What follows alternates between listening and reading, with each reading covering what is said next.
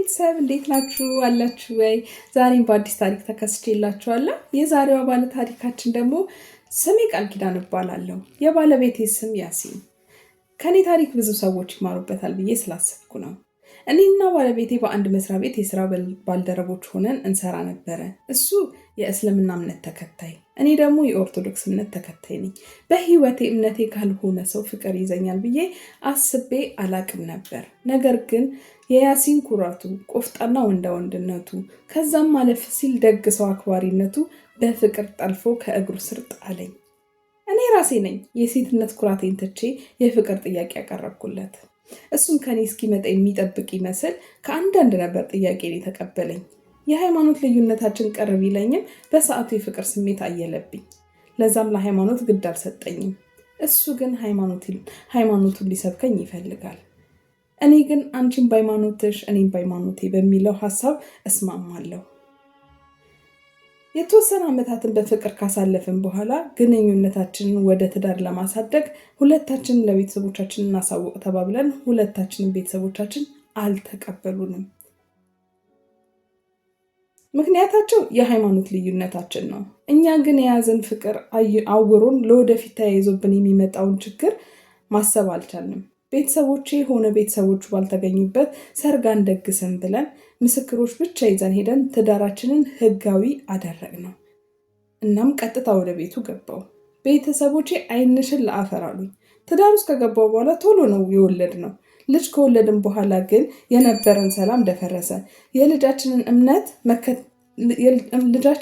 መከተል ያለበት የኔን ነው ስል እሱም ልጄ መከተል ያለበት እምነት የኔን ነው በሚል ሁለታችንም ትልቅ ጸብ መፈጠር ተጀመረ።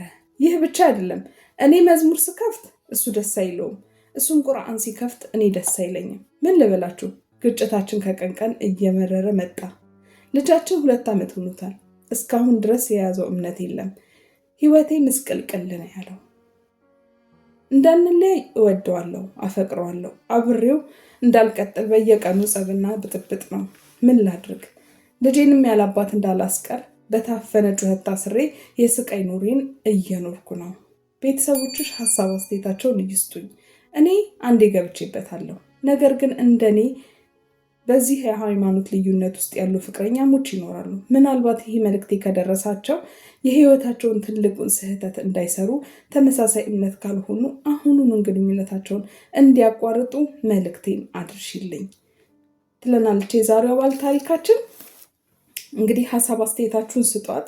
እሷ ያው አሁንም ቢሆን በዚሁ በልዩነት ውስጥ አብራ እየኖረች እንደሆነ ገልጻልናለች።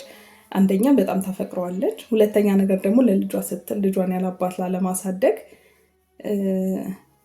ባለችበት ህይወት ለመኖር ወስናለች። ግን ያው እንደመከረቻችሁ ከሌላ እምነት ጋር አንድ ላይ ሆናችሁ ከሆነ በፍቅር ያላችሁት እባካችሁ ስተታችሁን ሳትሰሩ ከአሁኑ ስተታችሁን አርሙት እያለቻችሁ ነው። በሃይማኖት ልዩነት ያላችሁ ሰዎች እባካችሁ እምነታችሁ ካልሆነ ሰው ጋር ለጊዜው ደስተኛ ልትሆኑ ትችላላችሁ፣ ለጊዜው ጥሩ ነገር ላይ ልትሆኑ ትችላላችሁ። ወደፊት ግን ትዳር ውስጥ ከገባችሁ በኋላ ይዞ የሚመጣውን ችግር እንግዲህ በጥቂቱም ቢሆን አሳይታናለች። ስለዚህ አስቡበት ልትል ፈልጋ ነው ወደ ትዳር ከመግባታችሁ በፊት። እና እናንተም ሀሳብ አስተያየታችሁን ኮሜንት ላይ ያስቀምጡላት። የምትመክሯት ወይም የምትሏት ነገር ካለ እኔ ለመፍረድ ይከብደኛል። ማለት በእሷ ጫማ ውስጥ ካልሆንን ይህን ነገር መፍረድ ይከብዳል። ያው አንዴ ገብታበታለች። እንግዲህ እናንተ የምትሏት ነገር ካለ ሀሳባችሁን ኮሜንት ላይ ያስቀምጡላት።